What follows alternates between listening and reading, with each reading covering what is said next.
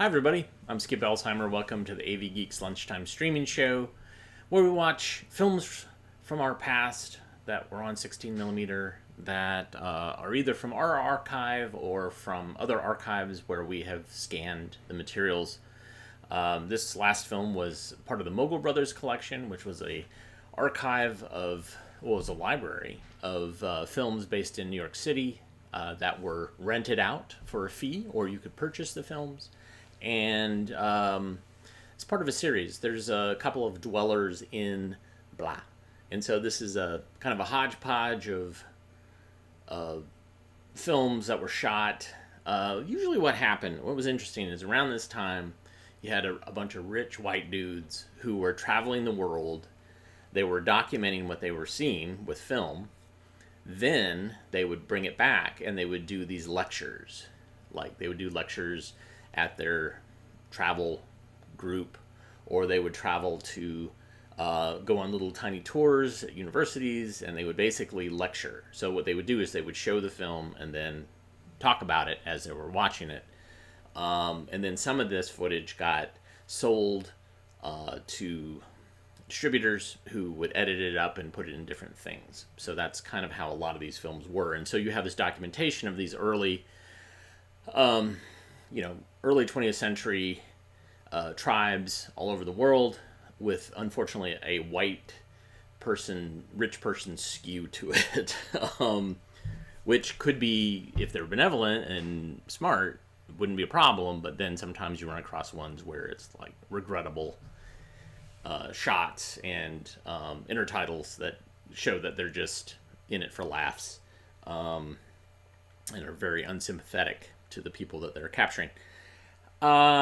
So where were we? We watch old films. Hey, thanks folks for coming out last night to the Alamo Draft House and watching some films about awkward love. Sean was there and Kevin was there. Kevin actually went to 2 shows.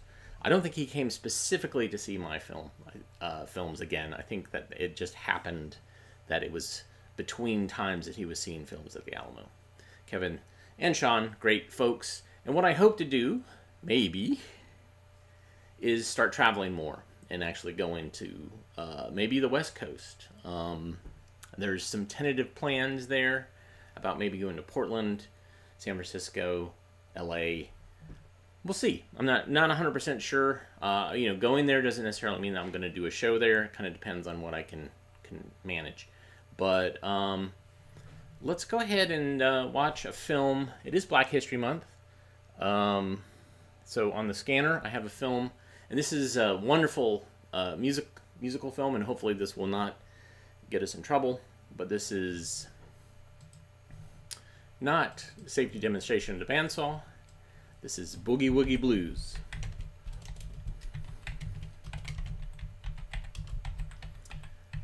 And it has an intro, I believe by Ossie Davis, who talks about where the film came from, the archive that had it, and how it ended up for us to see.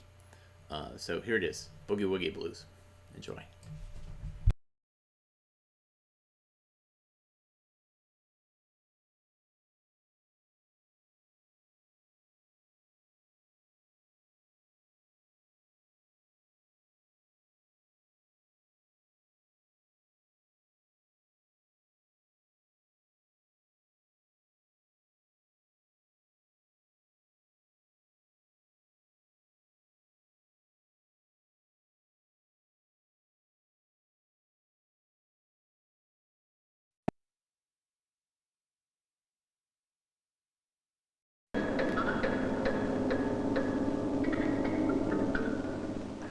To the casual observer, it was just another warehouse in Tyler, Texas. But inside that warehouse, a vibrant world of the 1930s and 40s waited to come alive again. On a warm August night in 1983, that fascinating world was rediscovered by Dr. G. William Jones, Southern Methodist University professor and director of the Southwest Film Video Archive. A tip from the warehouse manager, Dr. Jones went to the old building. There, in a dusty, forgotten corner, he found a stack of aging steel film canisters. Inside was the missing link to black cinema. Scores of priceless nitrate prints of vintage black audience film. Together, these precious relics became known as the Tyler, Texas Black Film Collection. Why should this collection be given such a noble place in the annals of filmmaking? Why is it referred to as the missing link in black cinema? Because it comprises a major portion of the surviving films created by blacks themselves for black audiences. There were black directors, producers, screenwriters, black actors and actresses, all in control of their own destiny, telling their stories as they saw fit. At the same time, there was a whole network of theaters across the nation which showed black films on an exclusive basis. While there were various other films with all black casts, these other films were produced by white filmmakers made to please white audiences. At their best, they were mere parodies of the black experience of that time. The assorted shorts, newsreels, and feature-length films found in the Tyler, Texas Black Film Collection were in various stages of deterioration. Some were beyond repair. Through the help of the Zale Corporation, the films which were salvageable have been preserved for all the world to see. These films will provide you with a glimpse of American film history that you may never have seen before. You will be treated to a special interpretation of life during the times of the 1930s and 40s. Naturally, many of the scenes here depicted will not reflect current ideas and thinking, yet they are extremely valuable as a gauge of a black culture still in its early stages of development. They show us a rich, complex, and unique history which belongs to us all. It has been said that we must know where we have come from in order to know where we are capable of going. So, as you watch Stepin Fetchit make an art out of indecision, or July Jones dance with that distinctive flair, so peculiar to that extraordinary period, remember these performers and their contributions in the context of the times, the laughter, and above all, the hope they brought to a people left behind. Rather than something to be ridiculed or belittled, these films deserve to be studied, understood, and cherished. With that in mind, sit back and relive some of the forgotten pages of a remarkable chapter in black entertainment. It's a story that begs to be told. Now, from the Tyler, Texas Black Film Collection, our special presentation.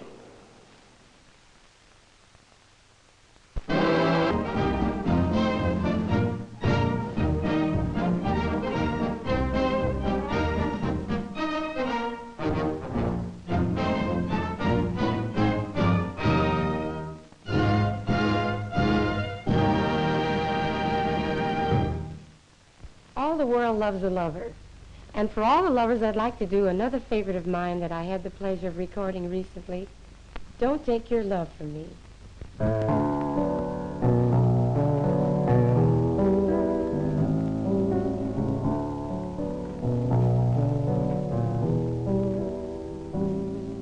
Tear a star from out the sky, and the sky feels blue. Tear a petal from a rose, and the rose weeps too. Take your heart away from mine, mine will surely breathe. My life is yours to make. So please keep that spark away. Would you take the wings from birds so that they can fly?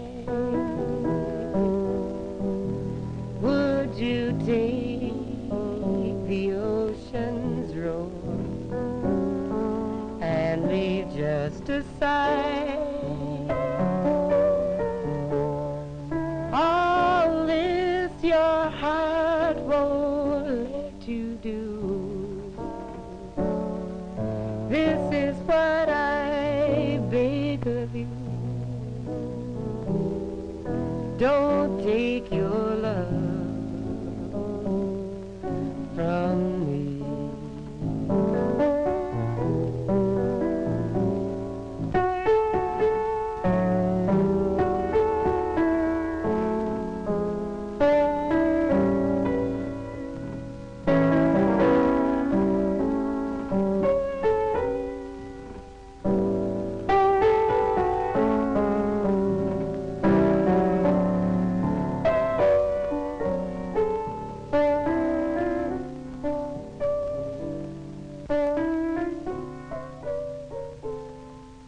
All this your heart won't let you do.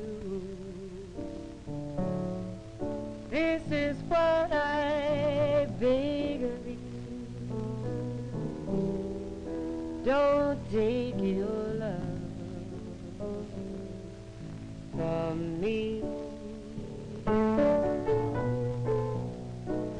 Darling, don't take your love from me. Do you love me? That's a question every lover asks. But something new's been added, as you'll see from this new number I want to do for you. It's appropriately named, Don't You Think I Ought to Know?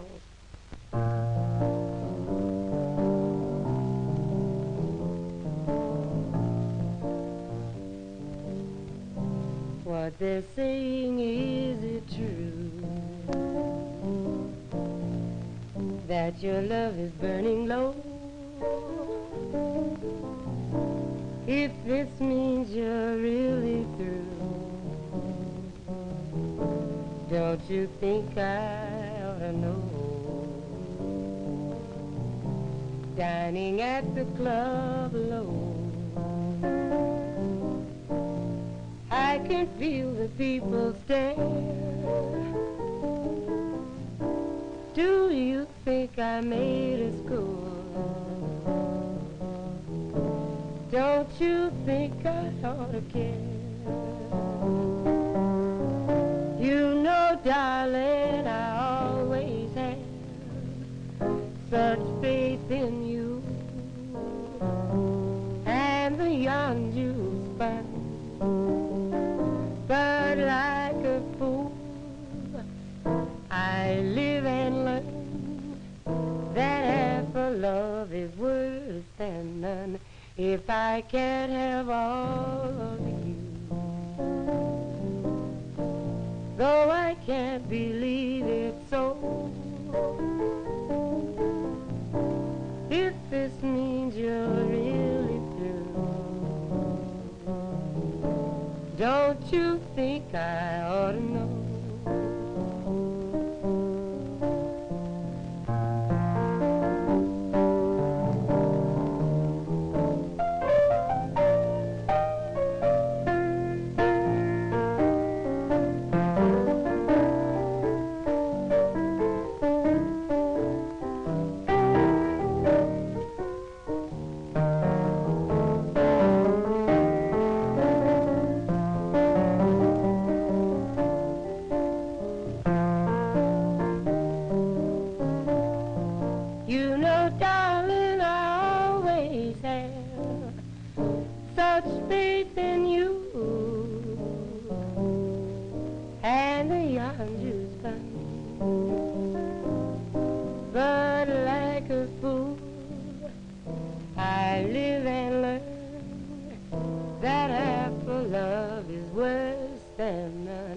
If I can't have all of you,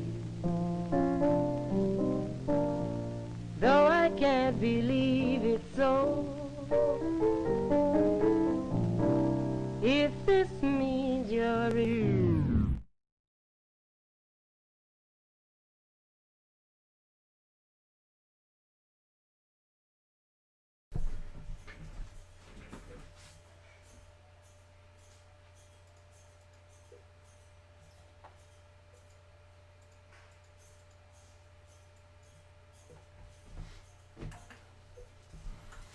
All right, some software problems. Don't you think I ought to know?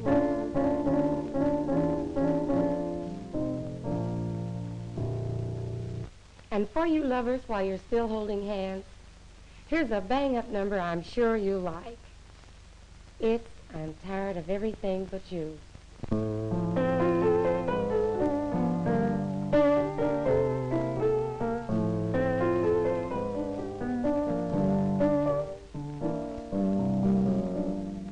I'm tired of everything but you. Well, I'm tired of everything I do.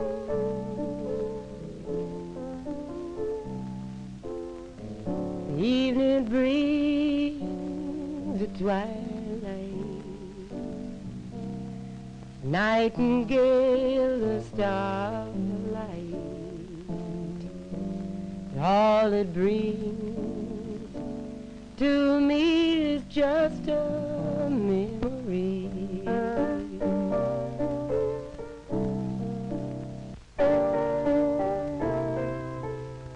I'm tired of living so all alone,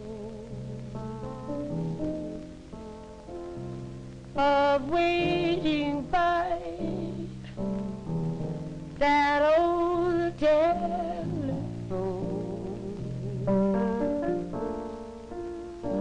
Well, I'm even tired of the moon above. I guess it's just because I'm in love. I'm tired of everything but you.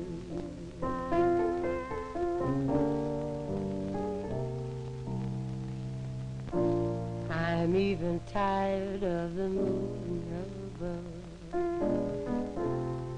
I guess it's just because I'm in love. I'm tired of everything but you.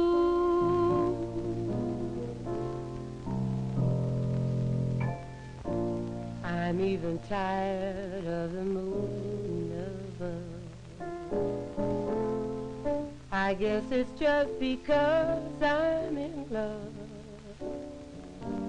I'm tired of everything but you.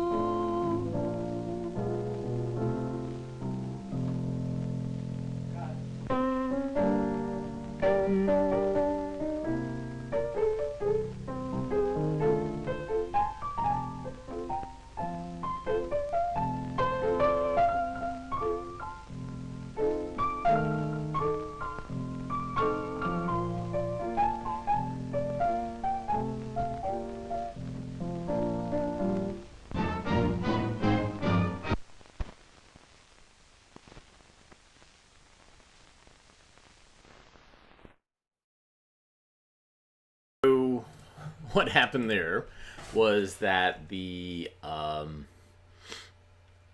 I was writing to the wrong hard drive and it filled up, and then everything started collapsing with the software. But anyways, I could at least run it. But anyway, so the film itself, excuse me, is what we call as far as a genre, a race film. This film was meant to be shown in African American theaters across the United States. In Raleigh, there were 3. And basically, because of segregation, you had separate theaters, and they would play Hollywood films or other films, but generally they were on the low end of the totem pole. So there were some film producers who made films specifically for that market. And what would happen is, this is very similar to a soundie, whereas you would have a performer going through wherever they were shooting soundies or shooting this material, and producers would reach out to the performer and say, hey, we'll pay you $50 if you do your performance here in a studio. And, you know, $50, wow, that's great. That's all they would get. They wouldn't get any more money after that. And so they'd be recorded on film, then edited, and then it would be in distribution. There was such a film that was made in Greenville, North Carolina. I think it was called Pitch a Boogie Woogie. And it was a nightclub owner there who basically, anytime a performer would come through, they would shoot the performance. And then they had these they would show the performance of a couple of songs or some sort of stand-up routine. Then there would be this very lame story about these two nightclub owners, I think, and their interactions, and the acting was very poor, but it was, you know, a way to kind of show these performers, so it was really kind of fascinating. All right, we're gonna bring everything to the 70s, and perhaps a career in the government is for you. You're welcome to sing along to this song if you know it. Enjoy.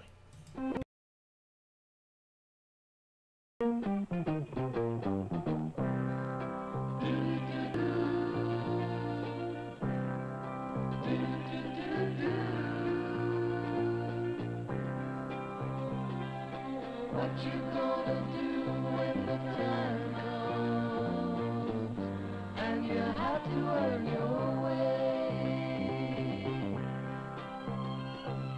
What you gonna do when the time comes and you have to earn your pay?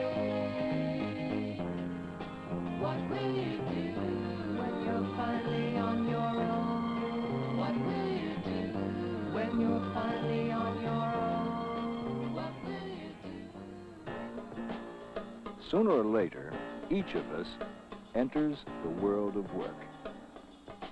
Some directly after graduation, others after additional education or special training. Some go into private industry.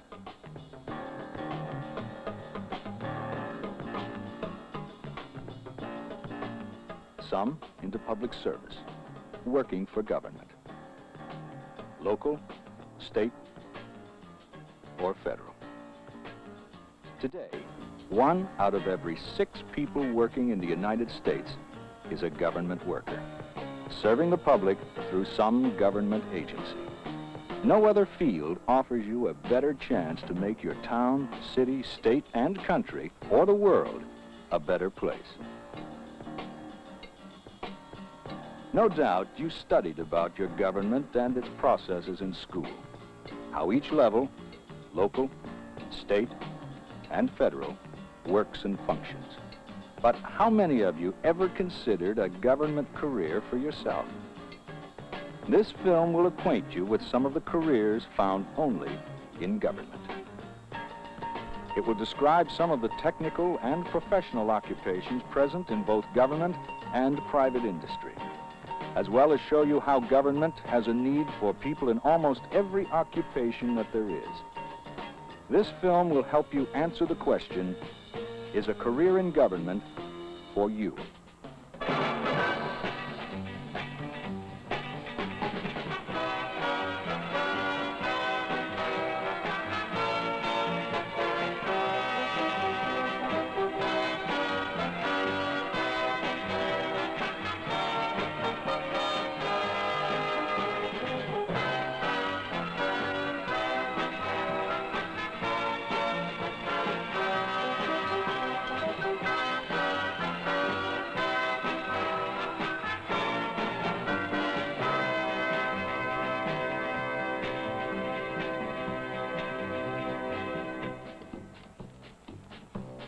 At 18 and able to vote, each of you assumes the responsibility for seeing that your government runs effectively by electing the best possible officials. And you can help run your government by actually working for it. You can get a government job by getting elected, by being appointed, or by taking competitive civil service examinations. This is the way most people qualify for civil service positions at all levels of government. If you qualify on an examination, your name will be placed on a list for your chosen area of work. Vacancies are filled from these lists. For certain types of beginning jobs, your education and experience may qualify you without the need for taking a written examination. Military positions are obtained by enlisting in one of the armed forces, by receiving a commission after attending one of the service academies, or by successful completion of college work in the Reserve Officers Training Corps, or attending Officer Candidate School. What kind of jobs will you find primarily in government? Well, heading the list are jobs in education. A third of all government workers are engaged in some form of educational services. Teachers in all grades, kindergarten, elementary school, junior and senior high, college, teachers for the handicapped, the retarded, the underprivileged, the emotionally disturbed. Teachers are also used in the Armed Forces Service Schools. Others, too, are needed, and many more who are vital to the educational processes, although their jobs are not unique with government. Administrative and clerical workers, maintenance people, librarians, dietitians, nurses. National defense is another major area utilizing specialists you'll find only in government.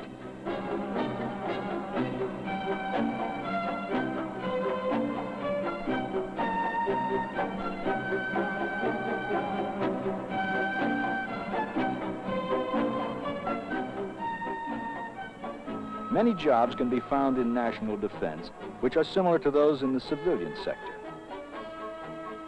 Most are slanted toward promoting, administering, and supporting the armed forces. These include not only clerks and purchasing agents, scientists and engineers, technicians and statisticians, but cooks and mechanics. The Postal Service, an independent establishment of the federal government, offers a wide range of specialized work. 750,000 people are employed in the Postal Service. Every letter you receive passes through several hands before it is dropped in your letterbox. Mail carriers delivering mail to every home or office wherever it may be, town, city, or farm. Postal mechanization engineers and optical character reader specialists to help speed your mail in and out of the post offices. Postal inspectors to guard your mail. Transportation experts to move it. Only in government will you find tax collectors, census takers, people minting the coins you use.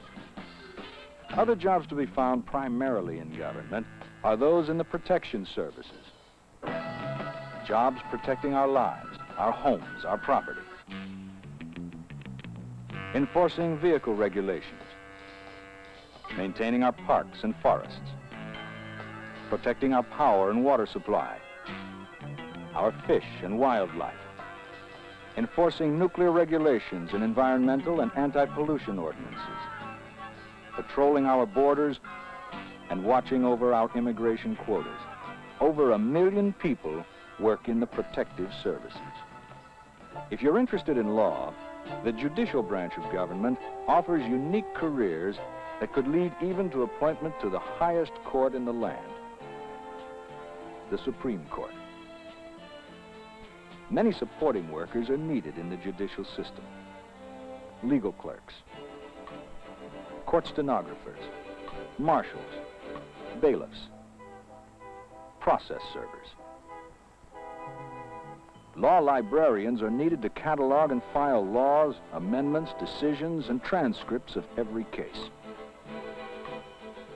Strictly government jobs are found in such fields as foreign affairs, international relations, intelligence.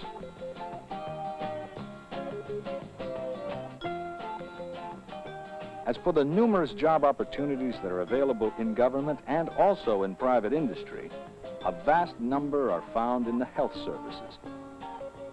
and in highway design, construction and maintenance.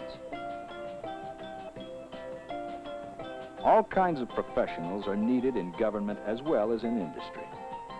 For example, lawyers serve at every level of government, advising, helping to draft laws, representing the government. There are job opportunities in Social Security, in planning new cities and redesigning old, in forestry and soil conservation, in biology. The government, national, state, and local, is involved in virtually all areas of human activity, and thus government, by far the world's biggest employer, needs people in just about every one of the thousands of occupations in the world of work. How do you prepare for a government career? Once you decide on the type of job you want, slant your education and training toward it. Some work requires little more than a minimum of education. A high school diploma, however, always helps. In craft occupations, vocational training, apprentice, and on-the-job training prepare you for better paying positions. For secretarial, clerical, and business machine positions, high school, business, and vocational school graduates find it relatively easy to pass written civil service examinations. Most scientific and technical positions are available to those with appropriate preparation in high school and college. Many high-level jobs require advanced degrees.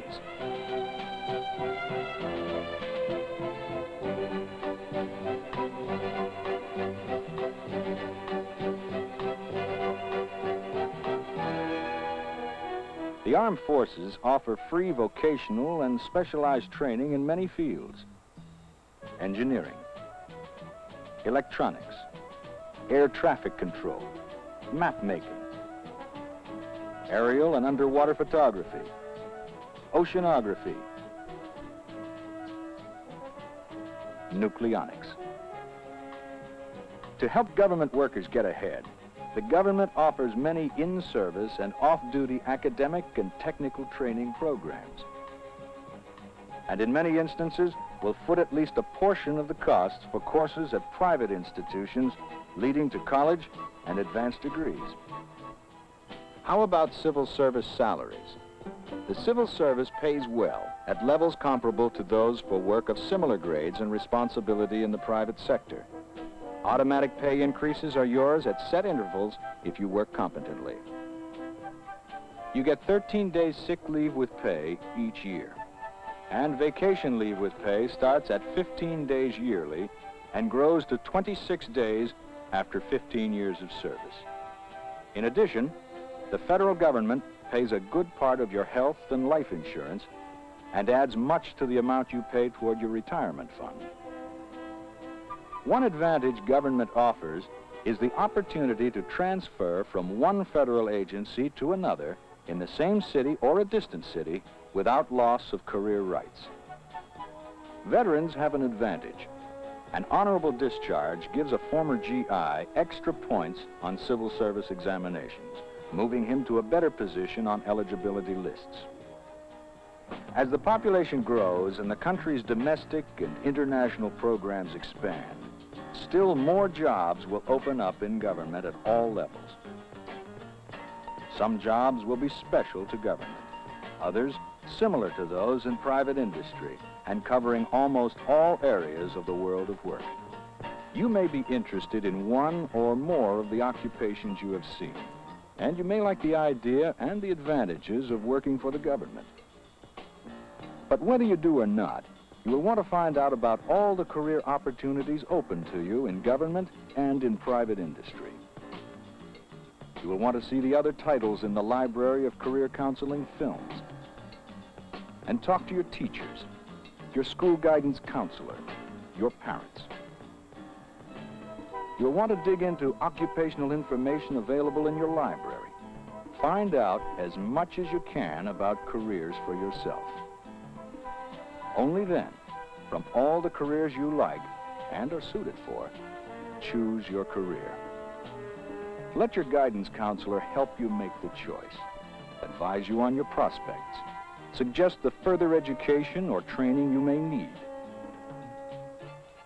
Advisors in your local office of the State Employment Service will give you the local as well as the broad picture of the occupation you want to enter. Job opportunities, job requirements, wages and conditions, what lies ahead.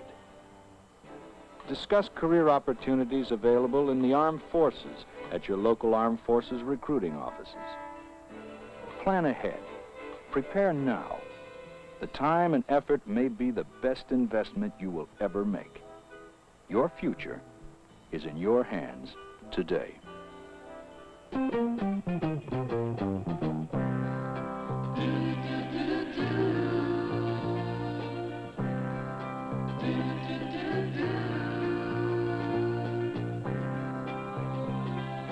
What you gonna do when the time comes and you have to earn your way?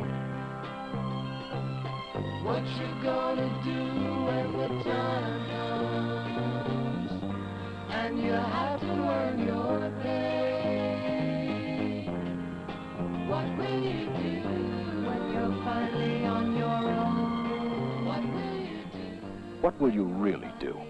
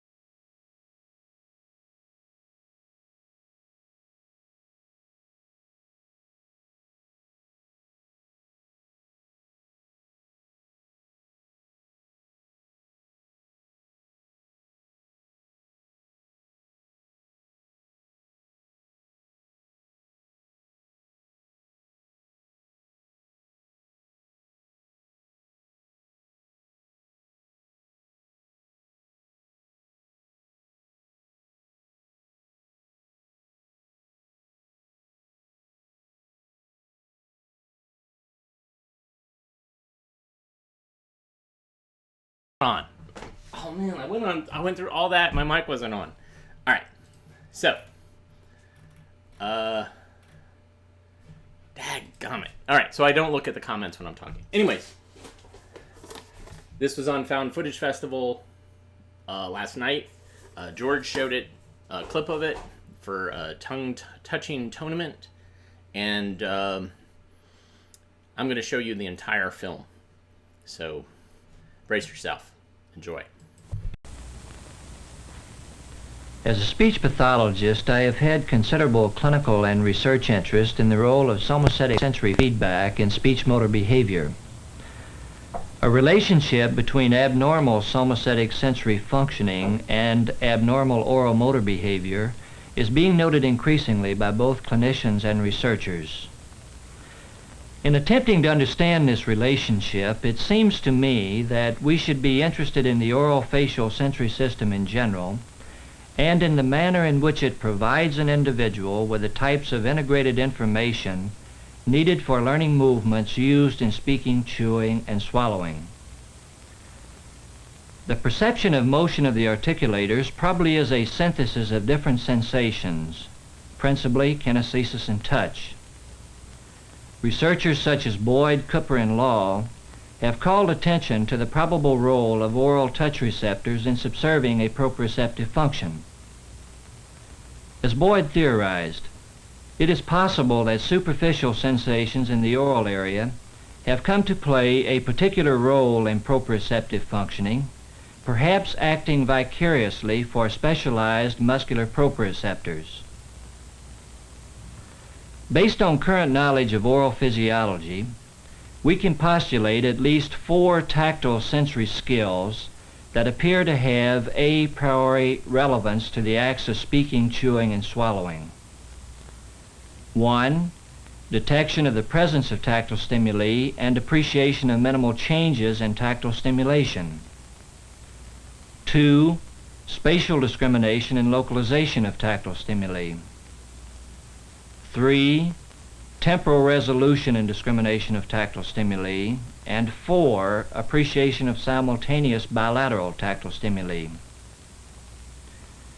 Test procedures that appear to be appropriate for some degree of independent assessment of a number of these sensory skills have been described along with guidelines to expected performance by normal persons in an article entitled The Assessment of Lingual Sensation and Perception. This article was published in the Journal of Speech and Hearing Disorders, Volume 34, Issue Number 2, in May 1969. The purpose of this film is to demonstrate the administration of these test procedures. Although adaptable for the assessment of sensation in various parts of the orofacial sensory system, I have employed the procedures principally for the assessment of lingual sensation and perception.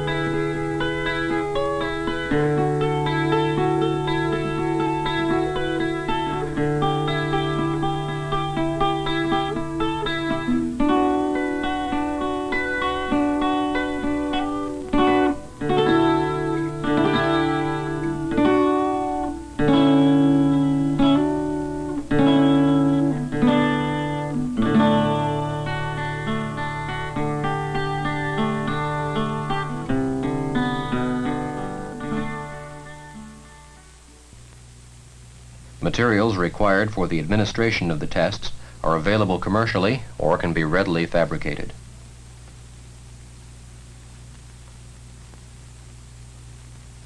The subject is told that a series of tests will be administered to assess her sense of touch. Specific instructions will be given prior to the administration of each test. The subject is told that her tongue will be marked with a non-toxic coloring agent to identify specific areas where stimuli will be presented.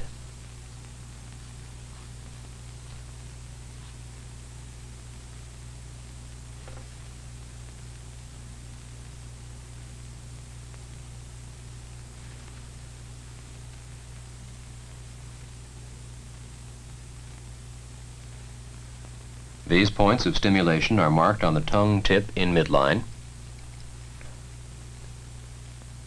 the blade of the tongue in midline,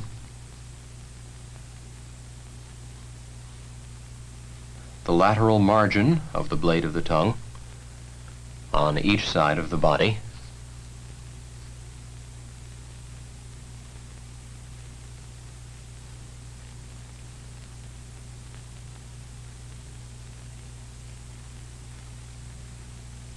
and on the lateral margin of the tongue tip on each side of the body.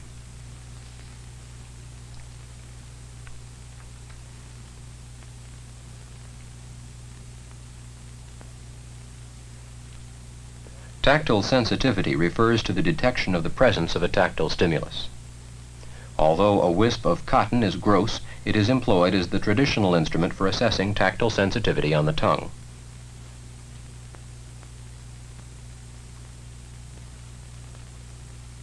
Stimuli are presented to a subject on the tongue tip at midline and the lateral margin of the blade of the tongue on each side of the body. The subject is informed that her task is to indicate when she is aware of being touched.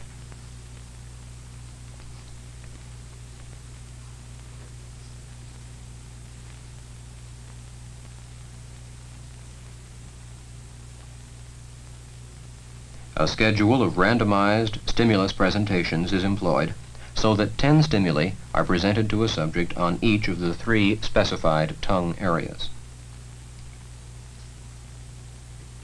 The subject's performance on the test is scored by computing the percent of stimuli perceived on each of the 3 areas of the tongue. Tactile acuity denotes the ability to appreciate minimal changes in tactile stimulation. A person's ability to detect a groove engraved on the otherwise smooth surface of a plastic plate is used as a measure of tactile acuity. All but one of 11 plates contain an engraved groove of uniform width and length, but varied in depth. The plates are passed in a vertical direction over the tongue tip. The subject is told that she is to report her perception of each plate as smooth or grooved.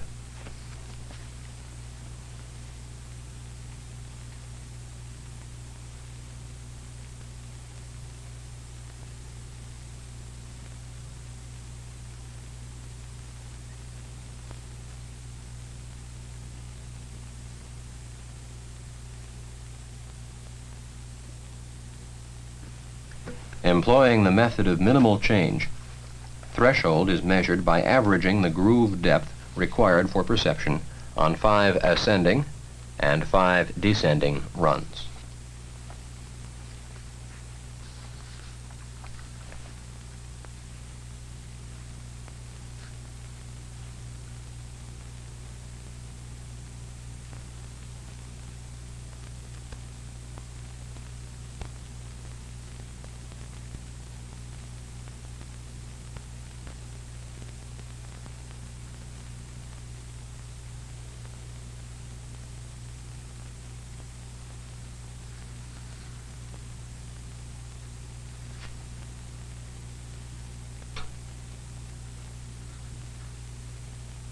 The ability to perceive 2 simultaneous points of stimulation is used as a measure of tactile spatial discrimination. A modified caliper, adapted for sensory testing, is used as the instrument for assessing 2-point discrimination ability.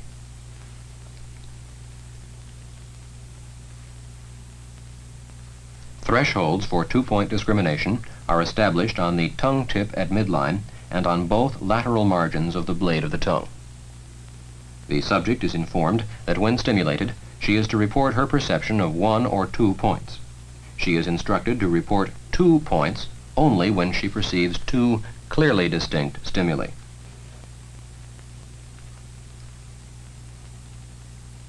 Again, the method of minimal change is employed, threshold being measured by averaging the distance between 2 points required for 2-point perception on each of 5 ascending and 5 descending runs.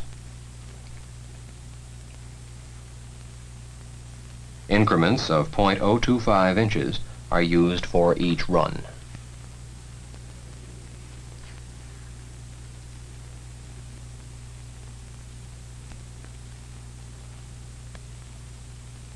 Observations are made of the 2-point limans for each test area. In addition, the degree of asymmetry in liman values for the lateral margins of the tongue on each side of the body is noted.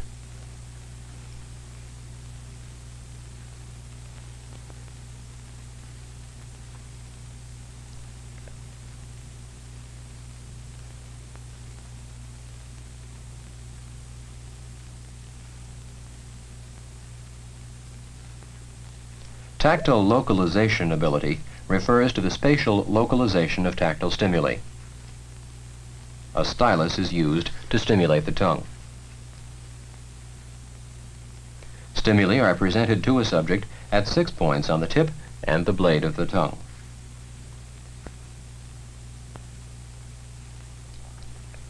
The subject is instructed to identify the perceived area of stimulation on a schematic drawing of the tongue.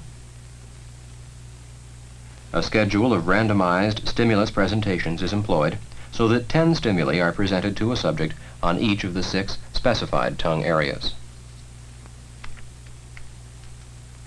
The subject's performance on the test is scored by noting the percent of stimuli localized correctly. Observations are also made on the direction and consistency of mislocalizations and the degree of asymmetry and localization ability indicated for the 2 sides of the tongue.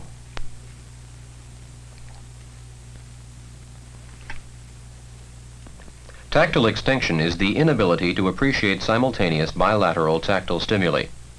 2 applicator sticks are used to stimulate the tongue. The subject is stimulated unilaterally on each lateral margin of the blade of the tongue and simultaneously on both tongue margins. The subject is instructed to indicate the side or sides of the tongue stimulated. A randomized schedule is employed so that 10 stimuli are presented unilaterally to each tongue margin and 10 bilaterally to both tongue margins. The subject's performance is evaluated by noting the percent of perceived simultaneous bilateral stimuli.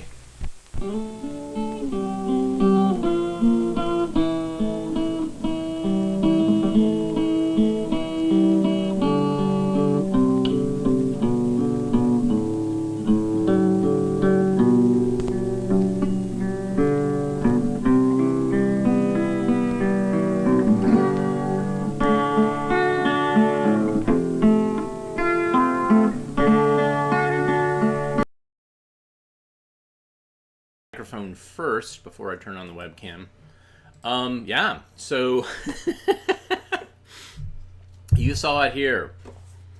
Assessment of lingual, tactile, sensation, and perception. Film made 1970. Featured on Found Footage Festival's VCR party last night as a competitor in their tongue-touching tournament, which they did, I guess, in honor of Valentine's Day. And I put a link in the comments for you to vote. It would be great. It would be a coup if we won that with a film from our collection. George from VCR Party, he showed a segment of it, but he pulled it from our site. And I'm willing to share the victory, but it would be great if we trounced Found Footage Festival guys again. We trounced them twice with the toe tapping tournament, with having very entertaining jingles, and it would be great if we trounced them with the tongue tapping. Wait, forget it. The tongue touching tournament. That's Joe Pickett and his alliteration things that drive me nuts. Anyways, thanks so much for tuning in today. I very much appreciate it. I wanted to say I found this in a can. This is Boogie Woogie Blues. This is from Phoenix Films. This is an invoice for a copy of the film, which gives them the physical film, and then rights to show it in an educational setting for $350. So that's how much films cost. It wasn't cheap. So anyways, everybody have a great rest of your day. If you like what you saw, you could hit the thumbs up. Oh, I should say that Jeremy, who's in the comments, was also at our show last night, and it was very much appreciated seeing 3 people from our YouTube shows, commenters, who showed up in person. So thank you for that. Everybody have a great rest of your day. If you like what you saw, hit the thumbs up, the like button. You can donate with the super thanks button, or with the going to ko-fi.com/avgeeks or patreon.com/avgeeks. Those are great ways to support us. But even just hitting like or subscribe are great ways to say thank you. So thank you, and we will see you tomorrow. Goodbye, everybody.